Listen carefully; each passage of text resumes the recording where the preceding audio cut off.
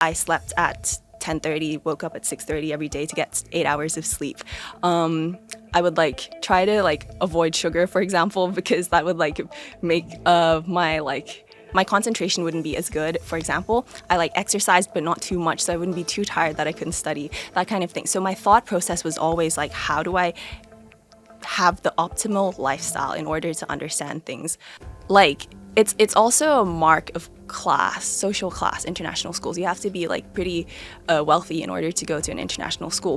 But I also feel like many people would want to, have access to learn the international syllabus or have improve their English, be able to apply to universities abroad. So I really want to do something about that. I felt like working in a corporate job, it's quite uncertain. Let's say one day I got older and then I got replaced by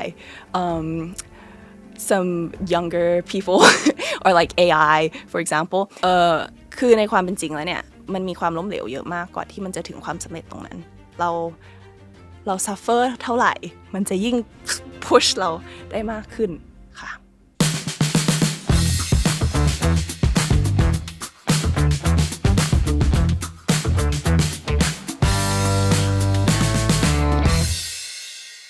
Welcome to AM Hour. Thank you. I'm very glad to be here. Thank you for inviting me. Yes, I saw you first time on TikTok. Oh. I think you were doing some educational video, and I find you very interesting and would like to have you on our show to talk more about your background. First of all, can you please introduce yourself? Sure. So my name is Naproud, and I think maybe the most well-known thing about me is that I graduated from the University of Cambridge back in 2021 with a degree in natural sciences. And while I was there, I studied physics and I also specialized in history and philosophy of science. I actually graduated 4 years ago, but I'm going to be going back to do my master's in September this year. And In that's going to Cambridge? be, master's in entrepreneurship. So, for a deeper introduction, how long have you spent time in Thailand? Good question. Throughout my life, Yes, right? yes. Okay. It's actually going to be quite a long answer because so my dad works in oil and gas. He works in the oil and gas industry, and so since I was young, I moved around quite a lot. I was born in Thailand. When I was about 1 month and a bit old, we went to Indonesia, and then after that, I lived in Scotland, England, came back to Thailand for about 4 years, I think, at that time. I went to a small international school called Charter. Then we moved to Libya, Malaysia, Australia, then back to Malaysia. Then we finally moved back to Thailand again when I was in my last 2 years of high school. So at that time, I went to Harrow International School. Then I went to Cambridge for university. In 2020, there was COVID, and so I came back to Thailand. And I lived in Thailand from 2020 to 2025. So I think altogether that would be 4 years in the beginning, plus 2 years of high school, then 5 years. So that's 11 years in Thailand. Yeah. Can you tell me more about your background? Which school did you go earlier in your career? Sure. So because I moved around a lot, there were many different schools. I think I went to I moved to school about 8 different times throughout my life, 7 or 8. I can't really remember the exact number. But for the main years of school, which were IGCSEs and A-levels, where I used the results to apply for Cambridge, I went to Garden International School in Malaysia for IGCSEs, and I went to Harrow International School in Bangkok for A-levels. And how did you get to Cambridge? How did I get to Cambridge? So, basically, when I was in high school, my last 2 years, everyone was applying to university. Since it was a British school, most people were applying to schools in the UK. And the way it works there is that you can pick 5 different universities to apply for. And one of my choices was Cambridge. It was the top choice, actually. So you pick 5, which are different levels of difficulty of getting in, basically, and Cambridge was the one which was the most difficult to get into. But I think I never really thought I want to go to Cambridge when I was younger. I just I realized my scores, my results were maybe I could get in, so I applied and then I got in. Yeah. In your opinion, amongst the sea of applicants, what made you stand out? I think this is an interesting question because if I think about it, like it when I went into Cambridge, I was a pretty average Cambridge student. Like I didn't stand out among Cambridge students. But as for did I stand out among like all the applicants? I think the main thing that they actually look at is your scores, like your raw marks. Most universities in the UK don't actually do this, but Cambridge will look at your like the actual number that you get on each exam. For the UK, your scores are very important, but most universities will only see your letter grade. So you can get like up to an A star basically, and they'll have specific requirements for your 4 A levels that you take, or more, or slightly less. So when I got in, like when I was applying, I studied math, further maths, physics, and chemistry. And out of those subjects, for physics, I got the highest score in my country, in Thailand at that time, in AS. For chemistry, I got 300 out of 300 UMS. And for math, it was out of 594 out of 600. So because the scores were very close to being full, I think that's what made me get in, to be honest. Yes. Can you share some of your technique about your study?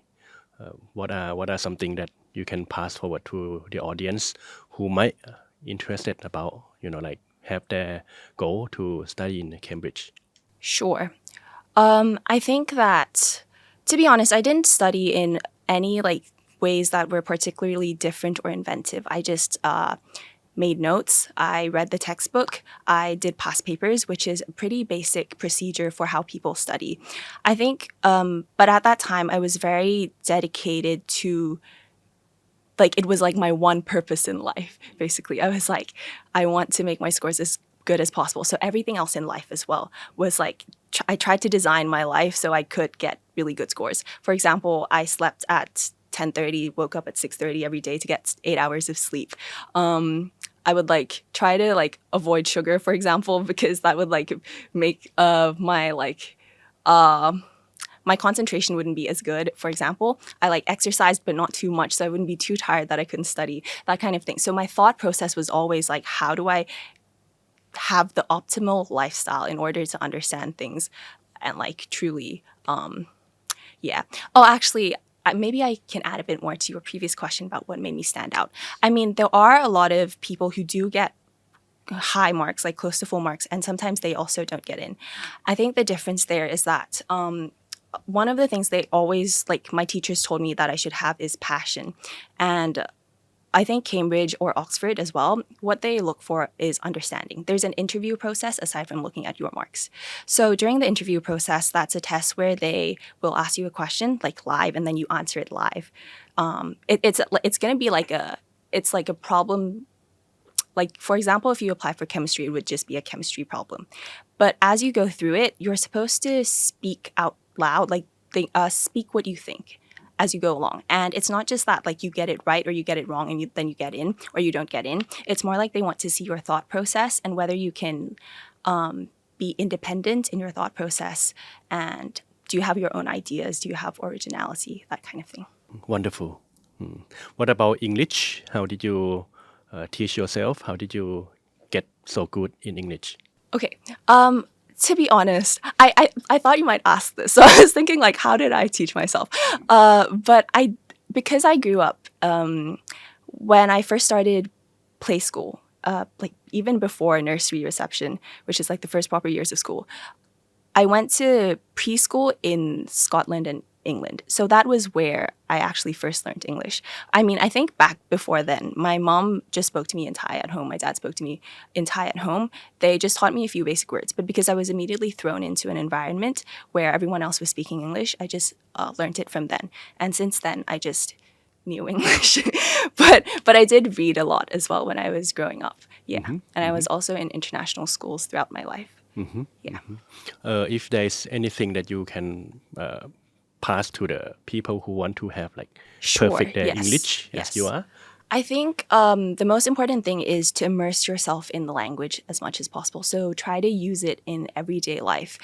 Try to consume English media, such as listening to music, which is in English, watching movies, which are in English, reading a lot of books, which are in English.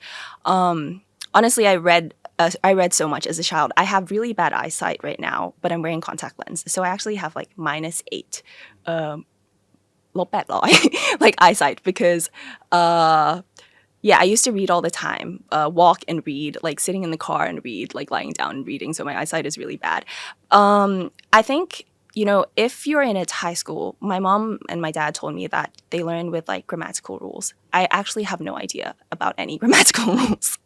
So I think try to use it as naturally as possible and don't worry too much about whether it's right or wrong. Just practice speaking, practice using it, absorb, and like put yourself into that like world, an English speaking world. Yeah. You have mentioned that you right now working as a consultant, Yeah. Yeah. educational consultant, right? Yes. So I'm working. I'm the founder of Naproud Academy, and so we do UK university consultancy as well as tutoring for high school students in the British curriculum, mostly in Thailand, but we also have some students from abroad. Like we have a few students from Saudi Arabia, Malaysia, India, that kind of thing, because it's all online. But we're going to expand into the US, I think, soon. Yeah, US consulting as well. What's your goal right now? That's an interesting question. Because I now have Naproud Academy, I want to keep going with this and keep growing it.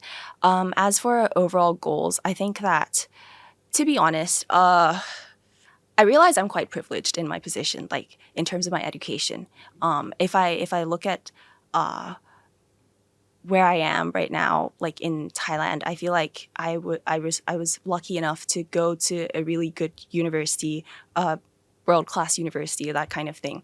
I feel like there's a lot of changes I would want to make to help like Thai people have that access. And I know that like international schools at the moment, it's not just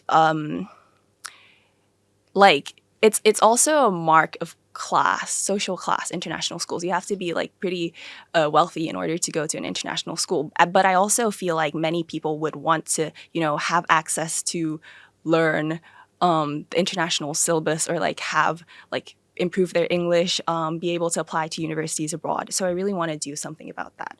And I think in my position, I just want to use like the opportunities that were given to me to help give other people more opportunities as well. Is it true that your generation are keen towards like entrepreneurship rather than working 9 to 5? Oh, I think so. Yeah, I think there's more of a trend towards that now. I feel like that might be because especially with social media, there's no barrier to entry anymore for like, let's say you want to sell something. You just open up your phone, film something, like make an ad. You can make ads very easily on like Canva, like some apps on your phone. And then you can just like launch it. Like there's not that much barrier. So I feel like that's probably one of the reasons a lot of people are going into entrepreneurship. And I think that the office lifestyle is quite difficult, to be honest, like health-wise. I was also in a job before I started Naproud Academy. So I was working as a financial analyst for a while, for 1 year. So right now you are like totally certain that you're gonna focus on your Yes. project rather than corporate work? Yes. Yeah. What kind of experience did you get from that 1 year in finance? Okay. I think like relatively, I did actually like the company I was working for. I did actually like the people I was working with. But when I thought about it from a more long-term perspective, I felt like working in a corporate job, it's quite uncertain. I know people say that working in a job, like having a good job, is stable. But I feel personally, for me, I felt like it was uncertain because I felt like I didn't have anything of my own to fall back on. Let's say one day I got older and then I got replaced by some younger people or like AI, for example, then at that point, I can't really do anything about it. I would just have to keep working and keep getting more and more tired. And there would be no time when I would be like, okay, like I can rest. Like I felt like I would be able to rest once I retired, but I didn't want to wait to like rest when I retired. I wanted to feel secure, I think, and working for myself, I felt more secure. I think also there were just other things that I wanted to do. I think I wanted to follow my own passions. I think, yeah, Speaking of Cambridge, yes. how is it in general? Yes. Well, to be honest, usually I would tell people that it wasn't really that good of an experience because it was so difficult. Yeah. So, for example, when I got in first year, I like when I was in high school, I was like, okay, I spent so much time in high school studying. When I go to uni, I'm gonna have a good time. Like I'm gonna meet friends, go partying or something. But I didn't really end up doing any of that because once I got there, my subject, natural sciences, we had lectures 6 days a week. So we had only one day off, which was Sunday. Then we had like experiments. So chemistry experiments, physics experiments. I also did a subject called earth sciences. So there are experiments for earth sciences. So there was just a lot of work. And we would have supervisions as well, which is small group teaching.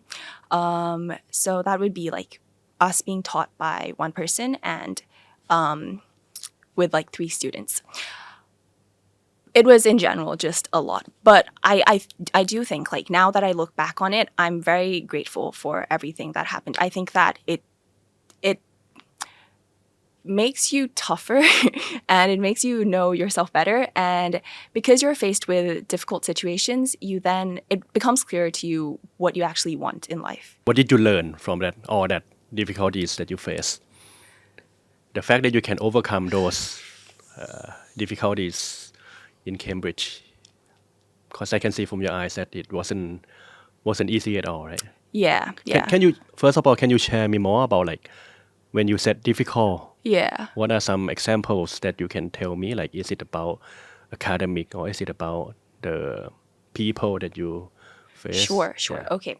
First of all, kind of a disclaimer that, I realized I was very lucky to go and I did have some moments that I did enjoy it, of course. And I met so many amazing people from there, very interesting and intelligent people as well. The environment was like very beautiful and all of that. But I think, it's not just me. I think a lot of students at these top universities struggle. Well, I can only speak for Cambridge really because it was my experience. But the thing is, when you're in high school and you're like a really well-performing student, it's like a top student basically, kind of feels like you're doing pretty well, And I think like throughout my teenage years, a lot of my sense of self or sense of confidence was tied to how well I was doing in school. So when I went into Cambridge and it was like everyone was like that same level, it meant I couldn't get any academic validation anymore. So it was a bit like I worked so hard to get here and now I'm not even good at this thing that I used to be good at. And if I don't have this, what do I have left? So it was a mental struggle like that. It was also just very tiring because there was a lot of work. Yes. Kind of feel like you mentioned Cambridge nearly in a regret sense that if you can choose, like, would you still go to Cambridge? Yes, of course. This is quite funny, right? Because I just talked about how it was difficult for me, but I would still choose to go back. I mean, I did, I think like sometimes people do wonder like, or actually when I see students, I think like, these students, they could be capable of getting there. They're like their brain is like good enough, like their abilities are good enough. But sometimes I ask and I'm like, do you want to go? And they're like, well, some people do want to go, some people don't want to go. And then the reason they give is that I want to have work-life balance or something like that. Like I don't really know if I want to go through something that difficult. But at the end of the day, when I consider for myself whether or not it was like, whether I made a good decision to go, I think first of all, I grew a lot from it. That's definitely worth something. I think after I passed through that, I was like, nothing in life is ever going to be as difficult as this anymore. I'm like sorted. I'm prepared for life, right? I think that after I graduated, I really thought about like, how do I make this degree worth it? I think, but when I was deciding to apply, my parents, I asked my parents, why should I go? Like, how important is it that I go to good university. Then they were like, when you graduate, you'll understand that it will open up a lot more opportunities for you in the future, based on like the school that you go to. And I don't actually, well, it's not, I think that people who don't graduate from, like, anyone graduating from any university is still able to improve their life and like get opportunities. But I do think that having a good university name with you does open up more like career opportunities for you. It does like give you that advantage. Like if I didn't graduate from Cambridge, I wouldn't have the job that I do now. Let's say, yeah, I wouldn't have any university reputation, as much university reputation to fall back on. So I do think it makes a huge difference, and I would go back, yes. A lot of people would, especially in your age, would see you like be jealous of you that you get to travel a lot. What are something that you want to share to them as a person who kind of constantly moving place to live? Okay, I think okay, this is an interesting question because a lot of the time when I was moving around a lot, especially when I was younger, I didn't really think of it as some kind of privilege. But now that I'm older and I look back on it, I do think that it was as well.